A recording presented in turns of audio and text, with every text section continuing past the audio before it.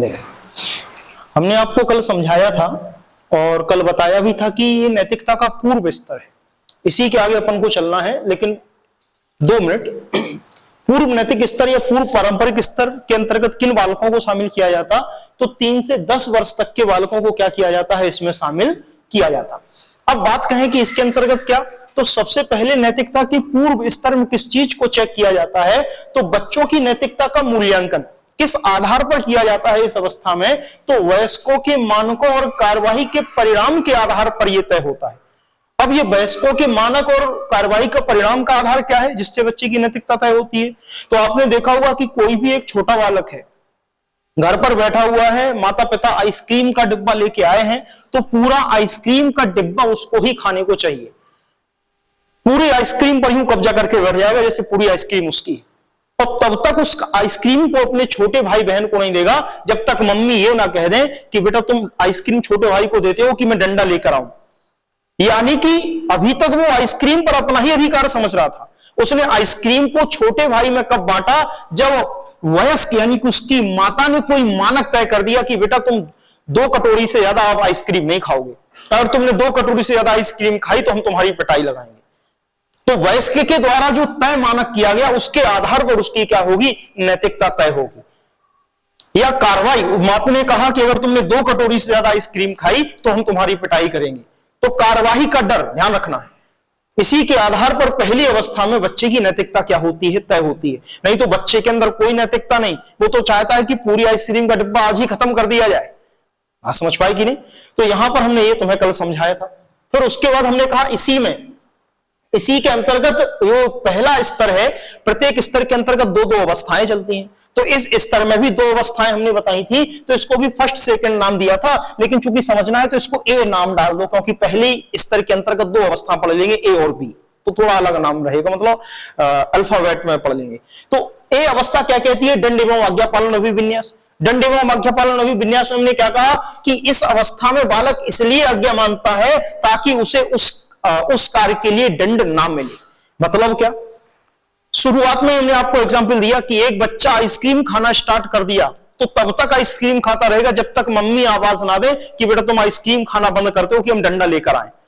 तो बच्चा मानता है। इस अवस्था में बच्चे की नैतिकता क्या है? बच्चा अपने छोटे भाई बहनों को पीट देगा, सामान नहीं देगा, खिलौने नहीं देगा, सब पर हमारा अधिकार।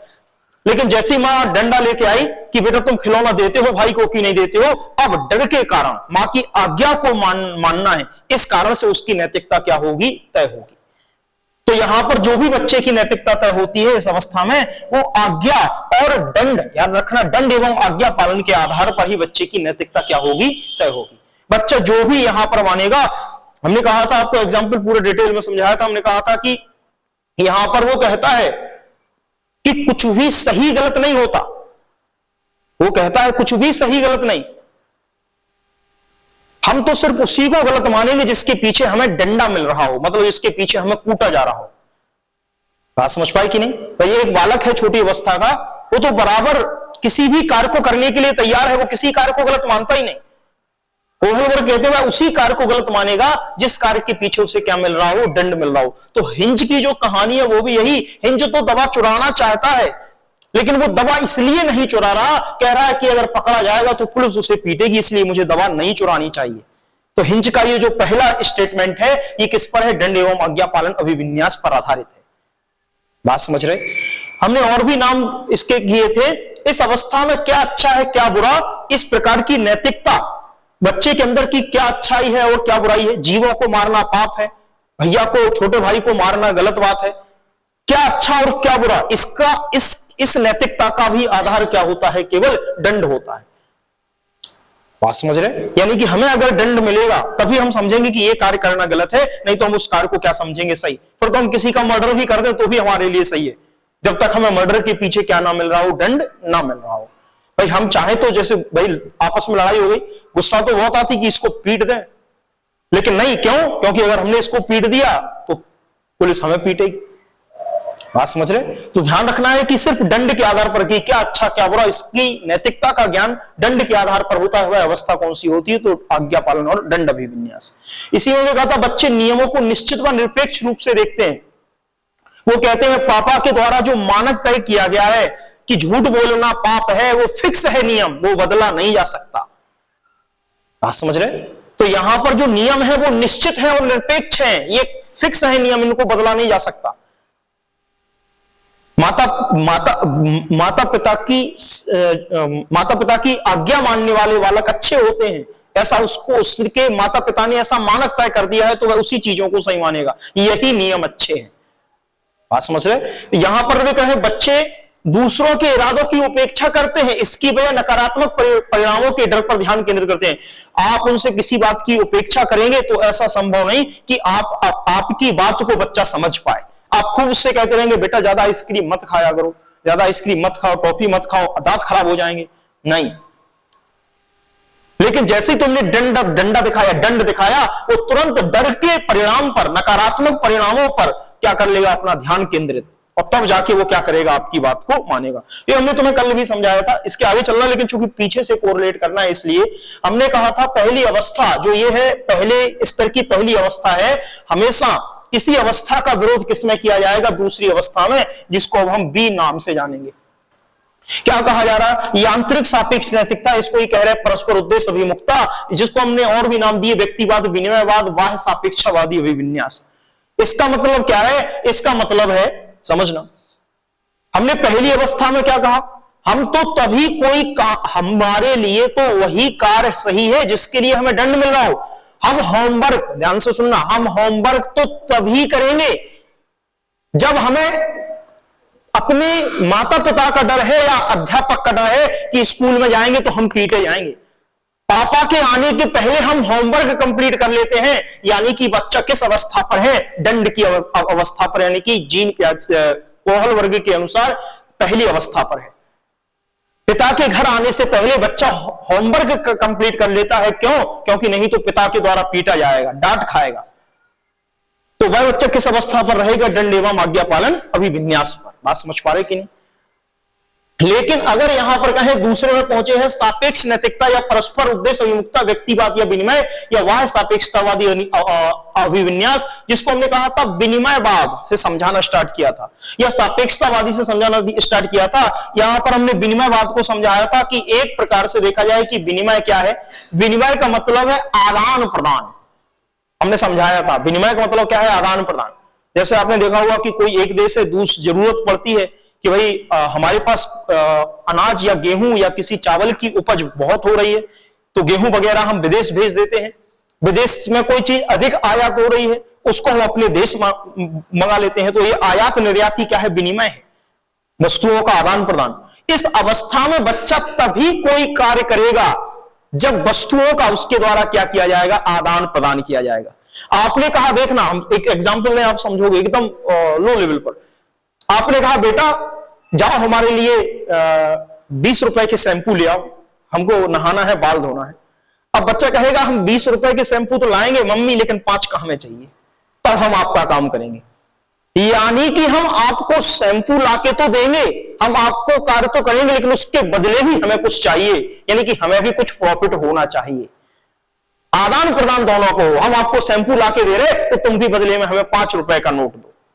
बात समझ पा रहे कि नहीं? ये कहलाएगा क्या, विनिमयवाद या सापेक्षतावादी, यानी कि एक दूसरे को कुछ ना कुछ क्या है, मिलना चाहिए। यहां पर बच्चा स्वार्थ से प्रेरित रहेगा, ध्यान रखना, मां की आज्ञा को नहीं मांगा। यहां आज्ञा को डंडा दिखा के नहीं कि ला रहा है शैंपू की नहीं ला रहा है, अगर डंडा दिखाए तो वो तो पहली अवस्था पर पहुंच गया। लेकिन यहां पर बच्चे को कहा बेटा जाओ हमारे लिए ये काम कर लो, वो कह रहा 5 का नोट चाहिए, हम 5 का लेंगे, 20 में से 15 के शैंपू लाएंगे। अब मां कह रही हाँ ठीक है तुम 5 का ले लेना। यानी कि बच्चा किस अवस्था पर है, यांत्रिक सापेक्ष नैतिकता पर है या परस्पर उद्देश्य अभिमुखता या व्यक्तिवाद विनिमयवाद पर आधारित है। आपने देखा होगा कि 2 बच्चे हैं क्लासरूम में बैठे हैं, आज बच्चा स्कूल नहीं आया, उसको जरूरत पड़ी होमवर्क की, तो उसने किसी मित्र से कॉपी मांगी, उस मित्र ने उसको कॉपी दे दी।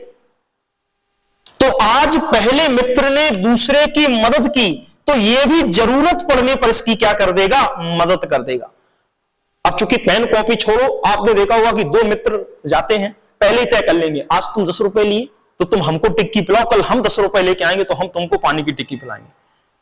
यानी कि आपस में हम क्या करेंगे, आदान प्रदान, यानी कि हम वही कार्य करेंगे जिसमें हमें भी क्या मिल रहा हो, कुछ प्रॉफिट मिल रहा हो। अब यहां पर इस अवस्था को क्या कह रहे हैं? तो इस अवस्था को, ये जो शब्द है व्यक्तिवाद विनिमयवाद, सर चूंकि शैक्षिक अर्थ में अधिक पूछा जाने लगा है, हिंज तो पूछा ही जाता है, हिंज तो आपको ध्यान रखना ही है, लेकिन इस हिंज के सिद्धांत के शैक्षिक अनुप्रयोग क्या हैं उनको भी साथ में कोरिलेट कर रहे हैं। क्योंकि अब ये मान के चलो आप पेपर वास्तव में अच्छा खासा बनता है। सीटेट का पेपर पहले अलग बात थी कि नजर में 12 से 15 मिनट में आपका सीटेट का पेपर सॉल्व हो जाए, अब तो क्वेश्चन को तुम्हें पढ़ना ही पड़ेगा। मतलब आप सोचो कि हम 15 मिनट में ही सब कुछ कर लें, तो इतना तो संभव नहीं है, थोड़ा टाइम तो लोगे तुम, सीटेट का पेपर के लिए भी टाइम लोगे।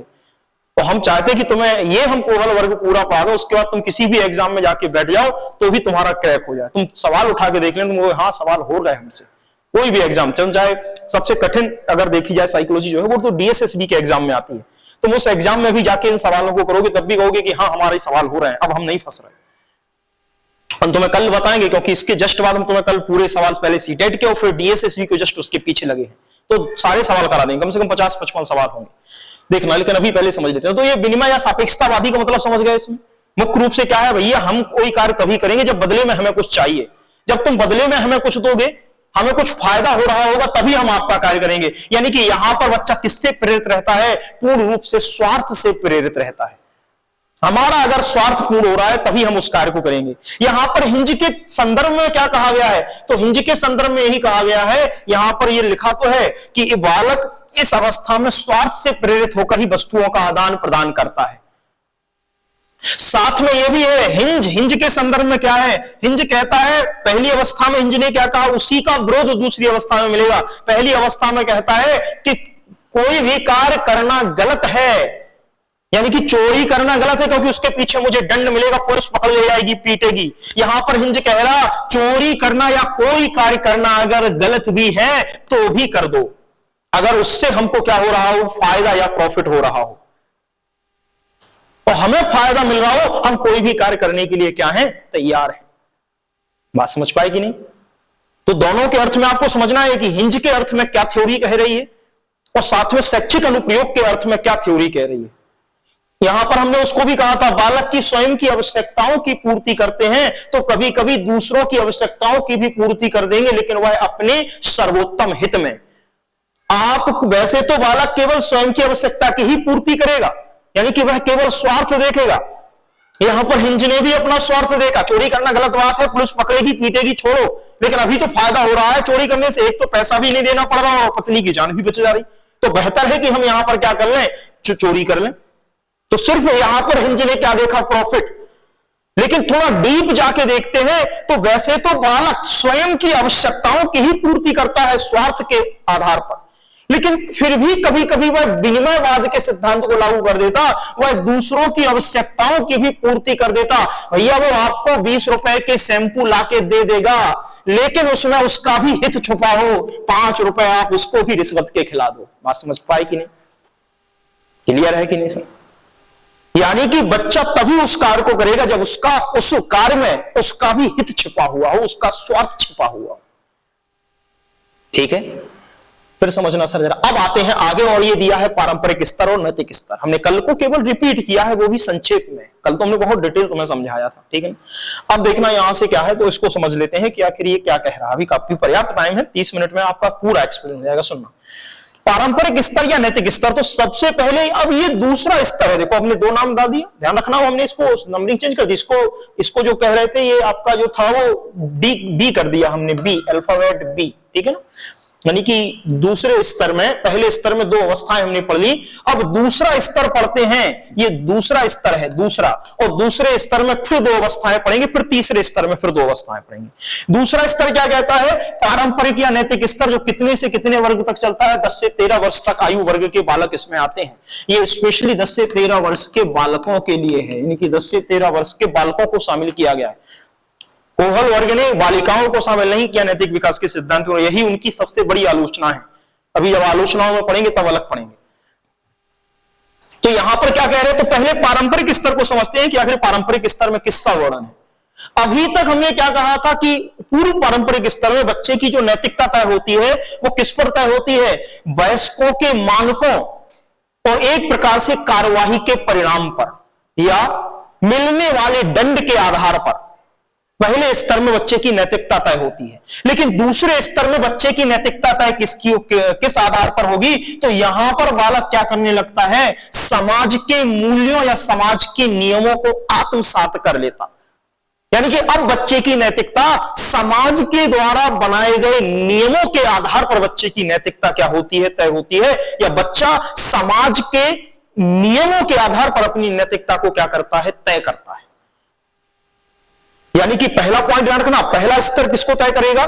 यानी कि पहला स्तर किस प्रकार की नैतिकता को बताएगा? तो पहला स्तर जो बता रहा है वो सिर्फ कार्रवाई का डर, दंड, उसके आधार पर बच्चे की नैतिकता तय होगी। जो दूसरा स्तर बता रहा है पारंपरिक स्तर या नैतिक स्तर, ये इस स्तर में पूरा लिखा है हमने थ्योरी, लेकिन संक्षिप्त में समझा रहे हैं। नैतिकता को आंकने के लिए, नैतिकता का आकलन करने के लिए बालक समाज के मूल्यों को आत्मसात करने लगता है। यानी कि यहां पर अब बच्चा समाज के द्वारा जो बनाए गए नियम हैं, उन नियमों को समझने लगता है कि आखिर ये नियम क्यों बनाया गया है, या इस नियम को पालन करने से हमें क्या प्राप्त हो रहा है।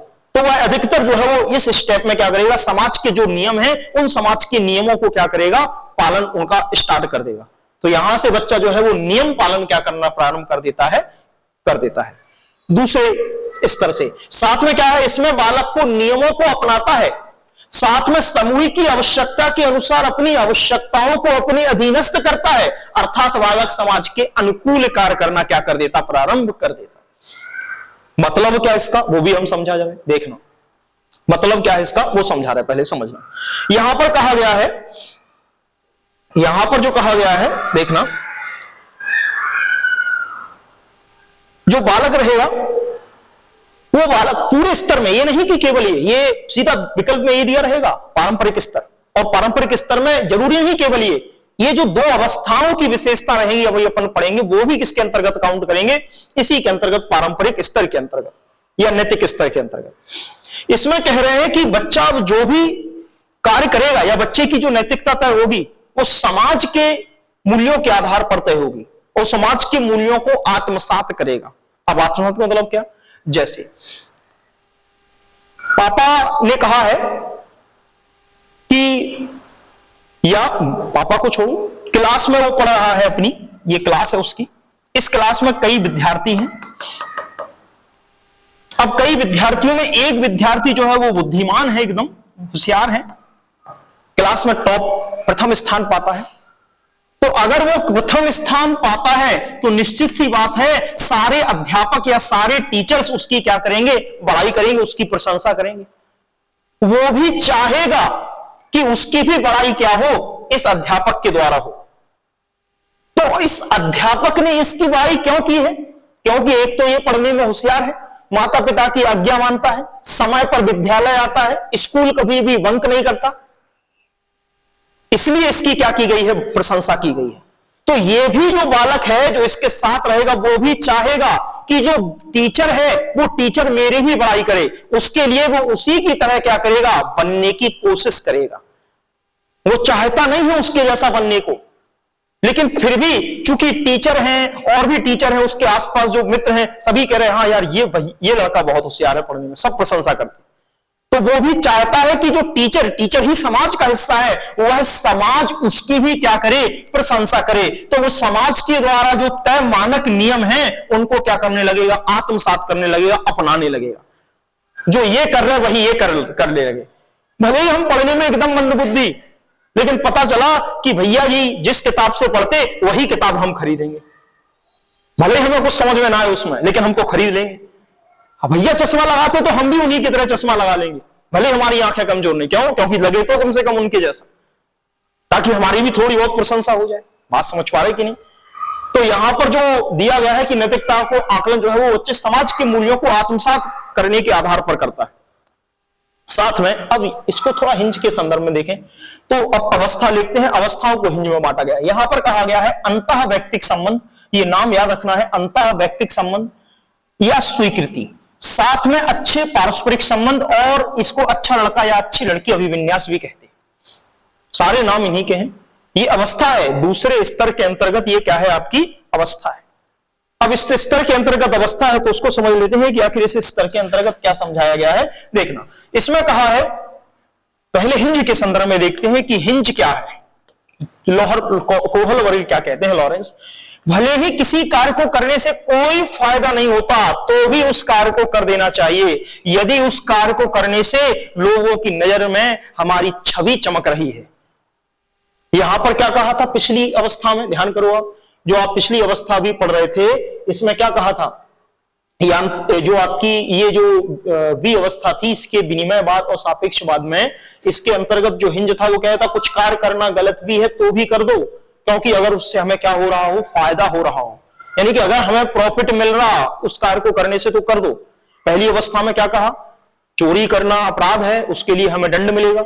दूसरे में कह रहा चोरी करना अपराध है, पता है, लेकिन हमें चोरी करने के बाद फायदा भी तो हो रहा, तो चोरी कर दो। लेकिन तीसरे में क्या कह रहा, इसके बाद जो तीसरी है आपकी अवस्था, इस तीसरे में क्या कह रहा है, यानी कि जो अच्छा लड़की अच्छी लड़की, इसको हम सी कह दें, यानी कि ये तीसरी अवस्था है। इस तीसरी अवस्था में कह रहा है कि किसी कार्य को करने से कोई फायदा भी नहीं होता, यानी कि इस कार्य को करने से बिल्कुल भी कोई प्रॉफिट नहीं है, लेकिन फिर भी उस कार्य को कर दो अगर लोगों की नजर में हमारी छवि चमक रही है तो।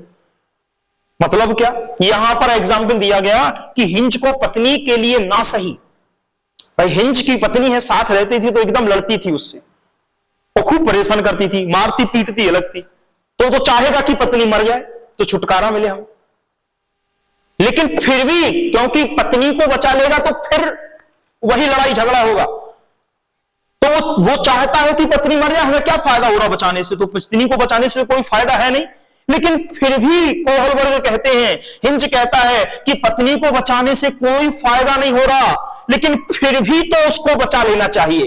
क्यों? क्योंकि यदि हम यह कार्य करेंगे तो लोगों की नजर में जाने जाएंगे, वाह क्या पति है, उसने अपनी पत्नी की जान बचा ली, उसके लिए उसने चोरी कर डाली, तो कम से कम समाज में तो वाहवाही होगी। बात समझ पाए कि नहीं? और समाज से वाहवाही पाने के लिए, समाज से प्रशंसा पाने के लिए जो भी कार्य करना पड़े वो किसके अंतर्गत आएगा, अंतर्वैयक्तिक संबंध या स्वीकृति के अंतर्गत। ये अंतर्वैयक्तिक संबंध या स्वीकृति का मतलब है हमें उन नियमों को मानना है, उन समाज के उन रूल्स को फॉलो करना है जिसको स्वीकृति क्या देता हो, समाज देता हो। साथ में इसको जो लिखा है अच्छा लड़का अच्छी लड़की अभिविन्यास क्यों कहते हैं वो भी समझा देते हैं। पहले ये बताओ, ये समझ पाए कि नहीं कि किसी कार्य को करने से अगर कोई फायदा नहीं होता तो भी उस कार्य को कर दो। क्यों? क्योंकि अगर उस कार्य को करने से हमारी छवि अच्छी चमक रही है। हम यहां पर कह रहे हैं हिंज को पत्नी के लिए ना सही, लोगों की नजर में अच्छा दिखने के लिए चोरी करना चाहिए। भाई पत्नी तो लड़ती थी तो वो चाहता है कि पत्नी को बचाने से कोई फायदा नहीं, इससे तो मर जाए, लेकिन फिर भी उसको बचा लेना चाहिए। क्यों? क्योंकि लोगों की नजर में क्या जाना जाएगा, वाह क्या पति है, सभी समाज में तो एकदम उसकी इमेज बन जाएगी, इसलिए उसको ऐसा कार्य करना चाहिए। बात समझ पाए कि नहीं? यानी कि केवल समाज में प्रशंसा पाने के लिए, अब देखना प्रश्न बनेगा, बालक यदि प्रशंसा पाने के लिए कोई कार्य कर रहा है, यानी कि वो नैतिक विकास के किस स्तर पर रहेगा, इस स्तर पर रहेगा और इस अवस्था पर रहेगा। बात समझ पा रहे कि नहीं? ठीक है ना, प्रशंसा। लेकिन अगर प्रॉफिट पाने के लिए काम करे तो फिर वही पहुंच जाएगा किस पर, इसके पिछली वाली अवस्था पर। बात समझ पाए? हमने क्या कहा, अगर दंड से बचने के लिए बालक काम करे तो पहली अवस्था, लेकिन प्रॉफिट पाने के लिए अगर काम करे तो दूसरी अवस्था। हम कोई कार्य करेंगे कि हमें 5 रुपए खाने को चाहिए, लेकिन यहां पर सिर्फ प्रशंसा पाने के लिए कोई कार्य करें तो फिर वो आपका बालक किस अवस्था पर रहेगा, इस अवस्था पर। बात समझ पाए कि नहीं समझ पाए? कोई दिक्कत तो नहीं है? चले आगे देखना। अब इसका शैक्षिक प्रयोग भी हमने तो लिखा है। हमने यहां पर क्या कहा है, यहां पर कहा है इस अवस्था में दूसरों को पसंद करने वाला व्यवहार अच्छा माना जाता है। मतलब क्या, हमें वह कार्य करना है जो भले ही हमें अच्छा ना लगे लेकिन दूसरों को तो अच्छा लगता हो। बात समझ पाए कि नहीं समझ पाए? भाई हमें यहां पर इस अवस्था में बालक को, ये सारे आपके प्रश्न हैं, ध्यान रखना है, मतलब ये थ्योरी जो है वो प्रश्न में कोरिलेट होगी, आप देखना कल। इस अवस्था में दूसरों को पसंद करने वाला व्यवहार ये अच्छा माना जाता है। साथ में यह भी कहा गया है कि इसमें दूसरों के द्वारा अनुमोदित होने की इच्छा जाहिर की जाती है। मतलब अनुमोदित का मतलब है दूसरों के द्वारा प्रशंसा पाने की इच्छा जाहिर की जाती है। हम ऐसा कार्य करेंगे, भैया हम बिल्कुल पढ़ने में होशियार नहीं, लेकिन हमने देखा कि हमारी क्लास का जो लड़का है वो एकदम बुद्धि होशियार है, तो हम उसी की कॉपी करने लगेंगे। केवल कैसे देखना, हम तुम्हें आपको समझाएं, देखना।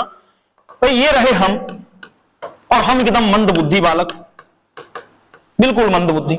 लेकिन हमारी क्लास का जो लड़का है वो एकदम इंटेलिजेंट है, बुद्धिमान है, होशियार है।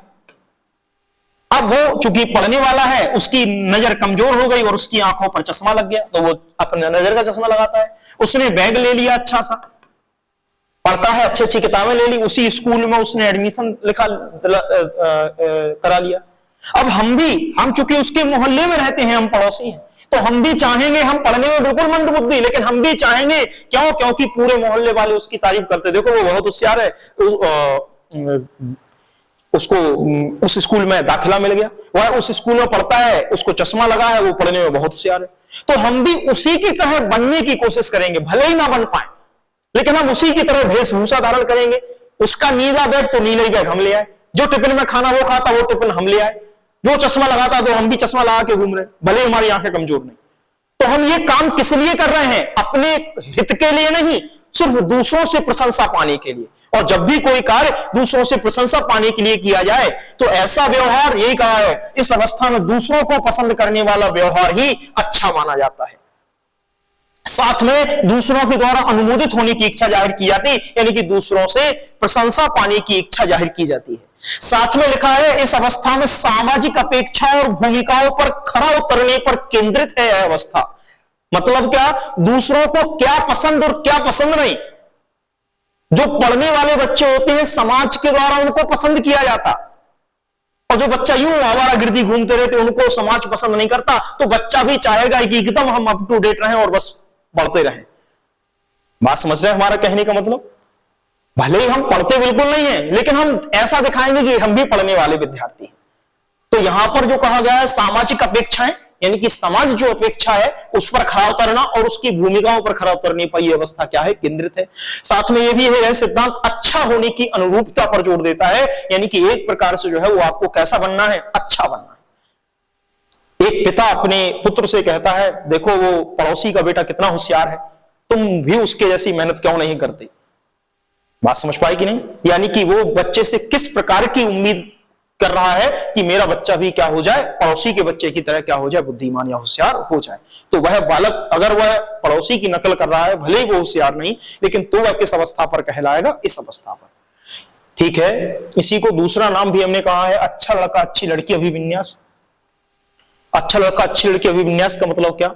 मोहल्ले में जो लड़का अच्छा कहते थे, सभी मोहल्ले वासी कहते थे ये लड़का अच्छा है, ये लड़की अच्छी है, तो हम भी उन्हीं के पीछे पीछे घूमते थे, हम उनके मित्र बन जाते थे, हम उनसे मित्रता करने की कोशिश करते थे कि किसी प्रकार इनसे हमारी मित्रता हो जाए।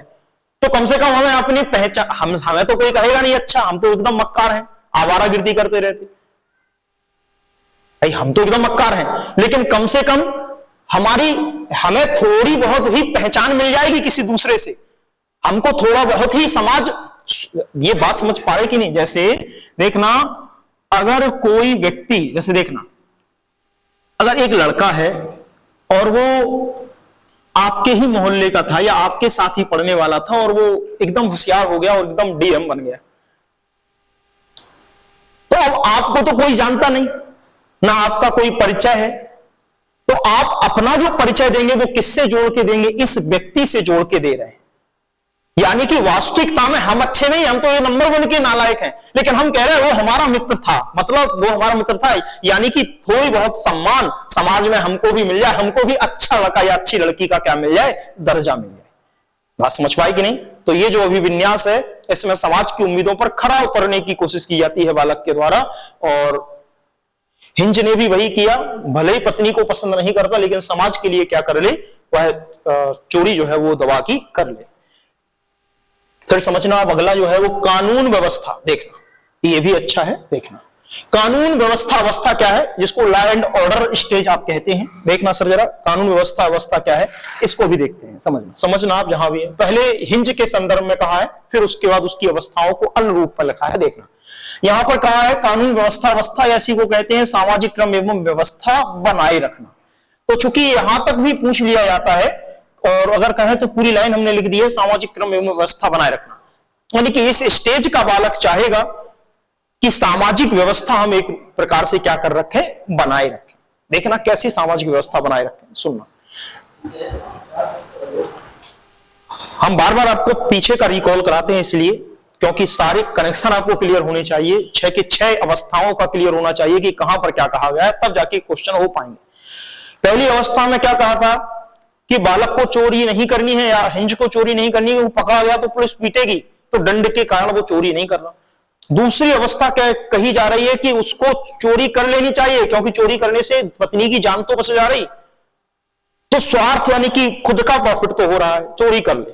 तीसरा कह रहा है कि प्रॉफिट नहीं भी हो रहा तो भी चोरी कर ले, क्योंकि समाज में उसकी छवि तो अच्छी चमक रही। अब यहां कह रहा कि इस कार्य को करने से भले ही समाज में छवि अच्छी चमक रही हो तो भी मत कीजिए।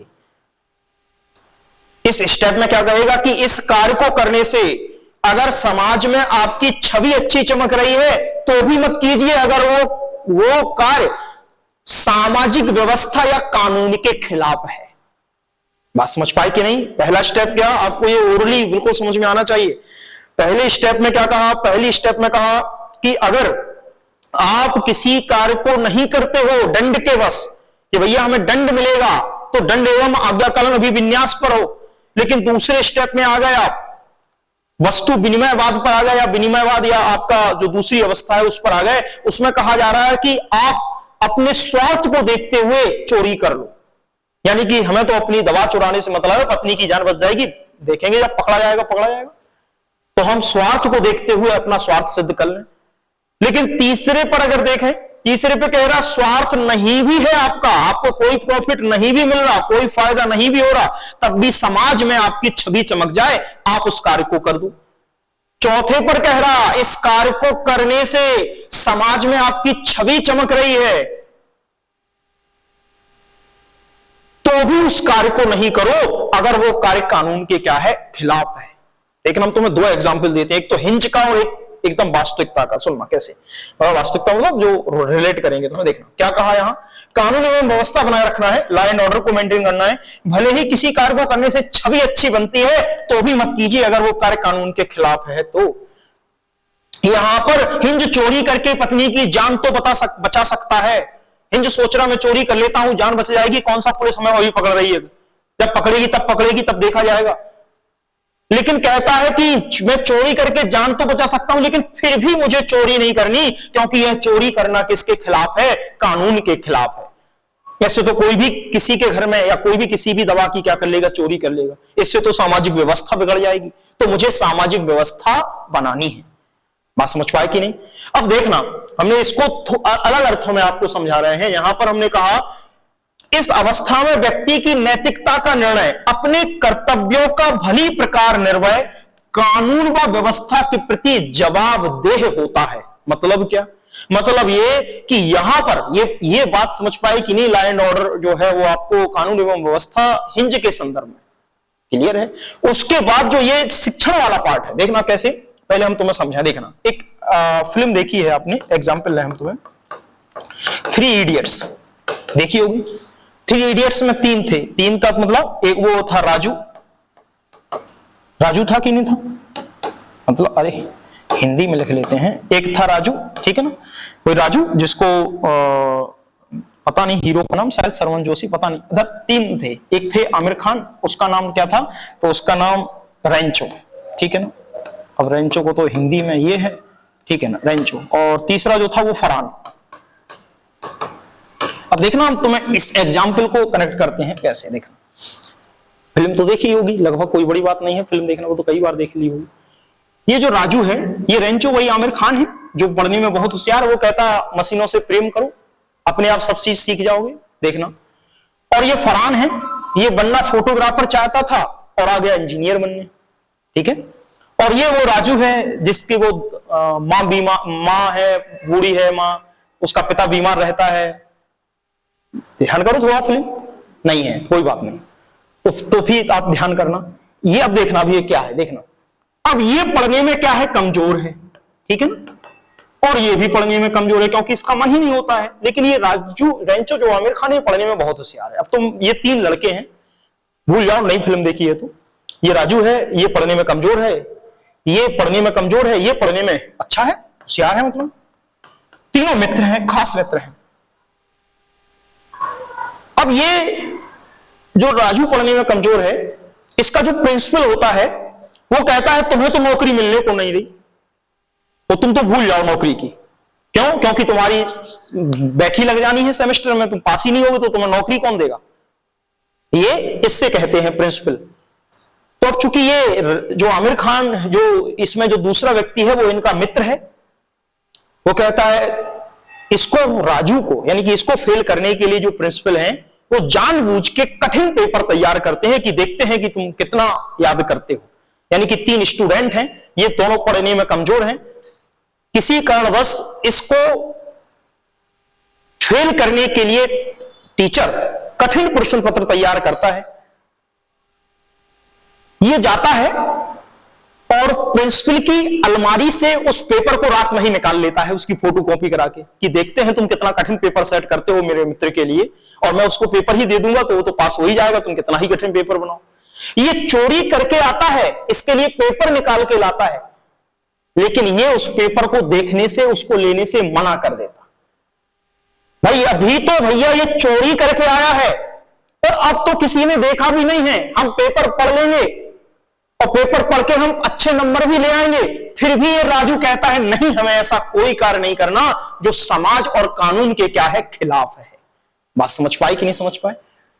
बात समझे कि नहीं समझे सर? यानी कि हमें मौका मिला चोरी करने का और कोई हमें पकड़ने वाला भी नहीं है, फिर भी हमने उस कार्य को करने से क्या कर दिया, मना। क्यों? क्योंकि यह कार्य क्या है, समाज और कानून के क्या है, खिलाफ। बात समझ पाए कि नहीं समझ पाए? तो इसको ही इन्होंने इस संदर्भ में कहा, इस संदर्भ में इसमें कहा है, इस अवस्था में व्यक्ति नैतिकता का निर्णय अपने कर्तव्यों का भली प्रकार निर्वहन, मतलब यहां पर उसके कर्तव्यों का निर्वहन क्या है कि चोरी करके परीक्षा को पास ना करे, मेहनत करके परीक्षा को पास करे। तो वो कहता मैं तो अपने कर्तव्य का निर्वहन करूंगा, चाहे फिर मैं फेल ही क्यों ना हो जाऊं। बात समझ पाए कि नहीं? साथ में कानून व व्यवस्था के प्रति जवाबदेह, यानी कि कानून और व्यवस्था तो यही कहती है कि प्रिंसिपल ने जो पेपर बनाया है हमको उसकी चोरी नहीं करनी। अगर हम चोरी कर लेंगे तो हम कानून व व्यवस्था को क्या कर रहे हैं, बिगाड़ रहे हैं। तो हमको कानून व व्यवस्था बना के रखनी है। बात समझ रहे कि नहीं? साथ में कहा है कानूनी अधिकार के प्रति सम्मान दिखाना और सामाजिकता को बनाए रखना, यानी कि इस अवस्था में बालक खुद प्रॉफिट भी हो रहा है, तब भी उस प्रॉफिट या फायदे को छोड़कर सिर्फ किसको देखेगा, कानूनी अधिकार के प्रति सम्मान दिखाएगा कि कानून, लॉ एंड ऑर्डर मेंटेन होना चाहिए। मैं पास हूं फेल हूं वो अलग बात है। बात समझ पाए कि नहीं? क्लियर है ये पॉइंट कि नहीं है, पहले ये बताओ। साथ में सामाजिकता, तो लॉ एंड ऑर्डर एक ही बात है, कानून व्यवस्था और सामाजिकता क्रम बनाए रखने की जिम्मेदारी यहां पर किसकी होगी, इस अवस्था में बालक की होगी। यानी कि मौका मिलेगा चोरी करने का, लेकिन हम फिर भी चोरी नहीं करेंगे। क्यों? क्योंकि हमें लॉ एंड ऑर्डर को मानना है। ऐसे तो फिर कोई भी प्रश्न पत्र की चोरी कर लेगा या कोई भी चोरी करके अपना कार्य सिद्ध कर लेगा। क्लियर है सर? बताओ सर, समझ में आ रहा कि नहीं आ रहा, पहले ये बताओ। देखना आगे। अब इसके बाद आता है उत्तर पारंपरिक स्तर, जिसको कहा जाता है उत्तर पश्चिम नैतिक स्तर। इसको भी समझते हैं क्या है। इसमें क्या कहा गया है, इसमें कहा गया है शुरुआती चरण में, फिर हमने ये उसकी 2 अवस्थाएं बांट दी थी, 3 की, ई और एफ।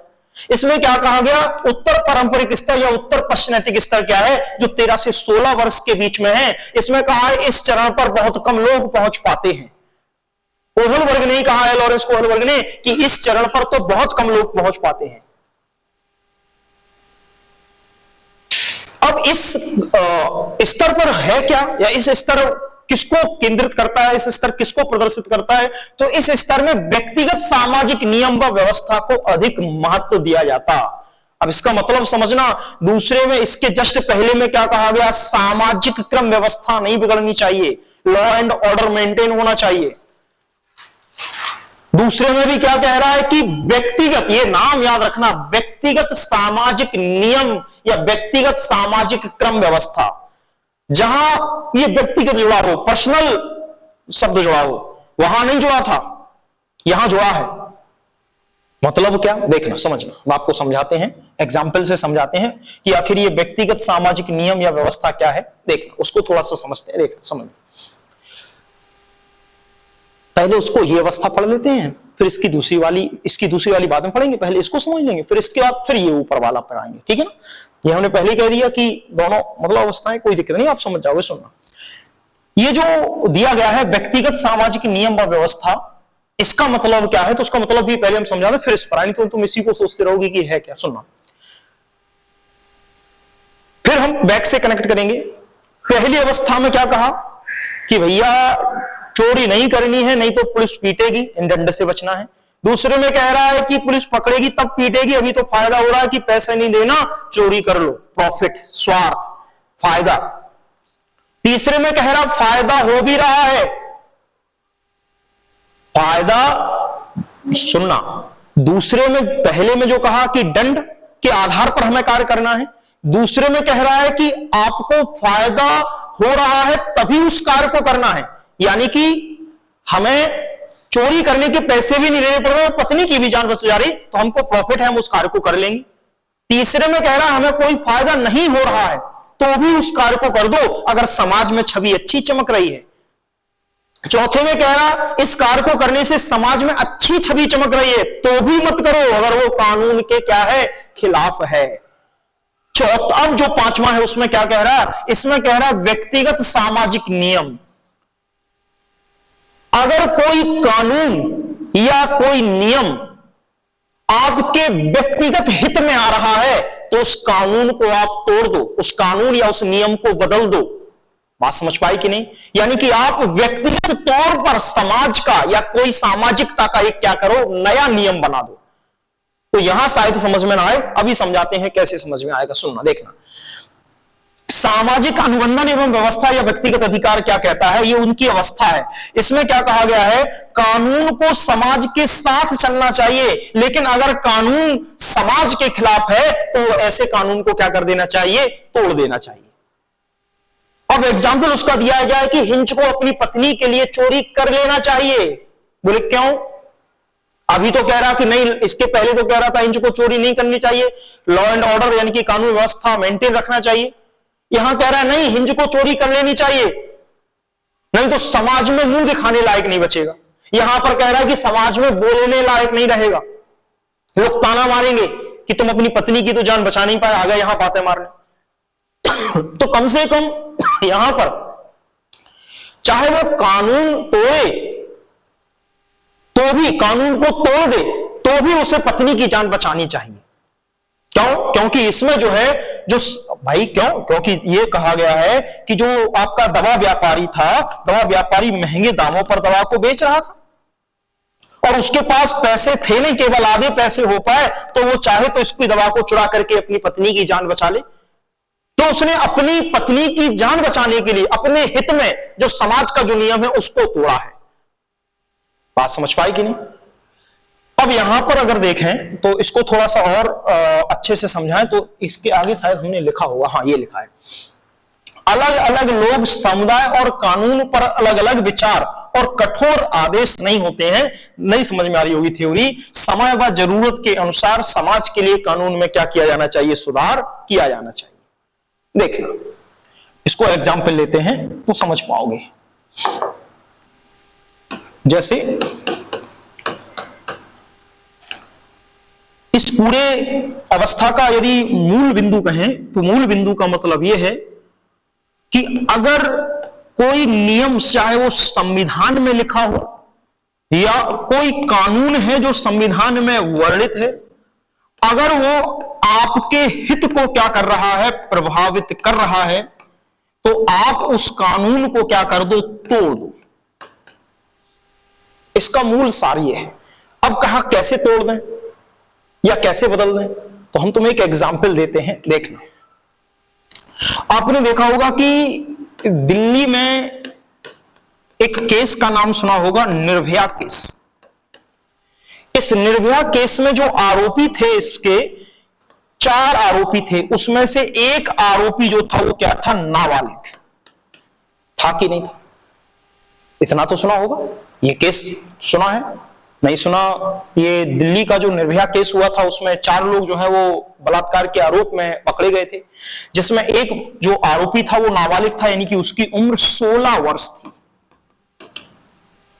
अब 16 वर्ष उम्र थी तो 16 वर्ष नाबालिग है, और नाबालिग उम्र को ऐसा कहा जाता था कि चूंकि अभी ये मानसिक रूप से परिपक्व नहीं हुआ है तो इसके लिए सजा जो है वो कम होगी, इसको बाल सुधार गृह केंद्र भेज दिया जाएगा। जब ये केस हुआ उसके पहले तक ये कानून था कि अगर अपराध करते समय कोई व्यक्ति नाबालिग होता है, 18 वर्ष से कम उम्र का होता है, तो उसके लिए सजा भी कम रहेगी, उसको बाल सुधार गृह भेज दिया जाएगा। लेकिन जब ये केस हुआ तो इस केस की बर्बरता यानी कि इतनी भयानक थी कि यहां पर समाज के द्वारा यानी कि समाज के द्वारा यह कहा गया कि भले ही ये 16 साल का क्यों ना है हो, फिर भी इसको क्या मिलनी चाहिए, फांसी की सजा मिलनी चाहिए। लेकिन कानून कह रहा था कि तब तक इसको फांसी या कठोरतम सजा नहीं मिल सकती जब तक ये क्या ना हो, 18 वर्ष का ना हो। तो ये जो कानून है वो समाज के क्या आ रहा था, आड़े आ रहा था। तो इस अवस्था में क्या किया गया कि समाज के हित को देखते हुए इसमें क्या कहा गया है, अलग अलग लोग समुदाय व कानून पर अलग अलग विचार और कठोर आदेश नहीं होते हैं। अभी बता रहे उस लाइन को, यानी कि पहले इस आयु वर्ग तक के लिए कठोर आदेश नहीं थे, क्योंकि 18 वर्ष तक का नीचे का बालक होगा तो नहीं कठोर नियम होंगे, 18 वर्ष तक के ऊपर के बालक के लिए कठोर नियम होंगे। तो क्या किया गया, इस नियम को क्या किया गया, बदला गया। तो 18 वर्ष से अब इस अपराधों के मामले में जो आयु तय होगी वो कितनी तय होगी, 16 वर्ष तय होगी, यानी कि 15 वर्ष से 16 वर्ष तय होगी। बात समझ पाए कि नहीं? तो अगर कोई नियम समाज के आड़े आ रहा है और उससे अगर काफी लोगों का, पूरे समाज का अगर हित प्रभावित हो रहा है, तो ऐसे कानून को क्या कर देना चाहिए, बदल देना चाहिए। बात समझ पाई कि नहीं? ये बात समझ में आई कि नहीं आई, कि कुछ समझ में नहीं आ रहा? तो यहां पर जो आपसे कहा गया है, हिंज ने क्या कहा, वास्तविकता में तो कानून को नहीं तोड़ना चाहिए पहली अवस्था में, लेकिन इसमें कह रहा कानून को तोड़ दो। क्यों? क्योंकि इस टाइम आपकी पत्नी की जान बचाना ही आपकी सबसे बड़ी जिम्मेदारी है, नहीं तो आप समाज में मुंह दिखाने लायक नहीं बचोगे। तो जो नियम था उस नियम को उसने अपने अनुसार क्या कर दिया, बदल दिया। इसलिए इस अवस्था को क्या कहा गया, सामाजिक अनुबंधन एवं व्यक्तिगत अधिकार। अपने व्यक्तिगत अधिकार को सुरक्षित रखते हुए उसने समाज का जो मान्य नियम था उसको तोड़ करके एक नया नियम बना दिया। बात समझ पाए? बात समझ में आ रही कि नहीं आ रही? अरे सर आपने सुनना, देखना और एग्जाम्पल दें, आपको नहीं अगर समझ में आ रहा है 2 मिनट बस केवल सुनना और एग्जाम्पल दें, देखना। अगर यहां पर कहें वास्तव में चोरी करना अपराध है, चोरी करना अपराध है, जैसे आपने देखा होगा चोरी करना अपराध है। आपने भारतीय फिल्में देखी होंगी, भारतीय फिल्में किस आधार पर बनी हैं? एक किसी व्यक्ति के साथ, गांव में एक व्यक्ति है, गरीब था, उसके साथ अगर कोई गलत काम होता है, जैसे पैसे वाले लोग थे, जैसे आपने गांव की फिल्में हैं, आप दस्यु सरगना पर ही चले जाएं, फूलन देवी नाम सुना होगा, तो उनके ऊपर बहुत अत्याचार हुए। उन्होंने उन लोगों से विरोध करने के लिए हाथ में क्या ले ली, बंदूक ले ली। यानी कि कोई गलत कार्य करता है तो उन्होंने उनसे बदला लेने के लिए क्या कर लिया, बंदूक ले ली। तो एक प्रकार से कानून हाथ में नहीं लेना चाहिए, कानून हाथ में लेना गलत है। बात समझ पाए कि नहीं? लेकिन जब कोई हमें परेशान कर रहा है और हमारे पास और कोई विकल्प नहीं, तो हम चाहें तो इस कानून को क्या कर सकते हैं, तोड़ सकते हैं और अपने अनुसार क्या कर सकते हैं, कानून को बना सकते। जैसे देखा होगा कि कोई गांव में है, चोरी करने गया, पकड़ गया, तो वैसे तो कानून यही कहता है कि भैया इसको पुलिस के हवाले कर दो, तुम मत पीटो, लेकिन भीड़ है पकड़ के उसको ही पीट डालती है। बात समझ पाई कि नहीं? तो भीड़ ने क्या कर दिया कि इसकी, जैसे आपने देखा पुराने समय में कि कोई अगर चोरी करता है तो उसके कान काट दो, उसके बाल पूरे साफ कर दो, यानी कि उसको एक प्रकार से सामाजिक दंड दे दो। तो यहां पर जो कह रहा है कि सामाजिक अनुबंधन में व्यक्तिगत स्तर में कानून को समाज के साथ चलना चाहिए, लेकिन अगर कानून समाज के खिलाफ है तो उस कानून को क्या कर दो, तोड़ दो। हमने आपको एग्जाम्पल भी दिया है कि अगर यहां पर कोई आपका नियम या कोई कानून है, अगर वो आपके हित को प्रभावित कर रहा है तो आप ऐसे नियम कानून को क्या कर दो, तोड़ दो। बात समझ में कुछ आ रही कि नहीं आ रही?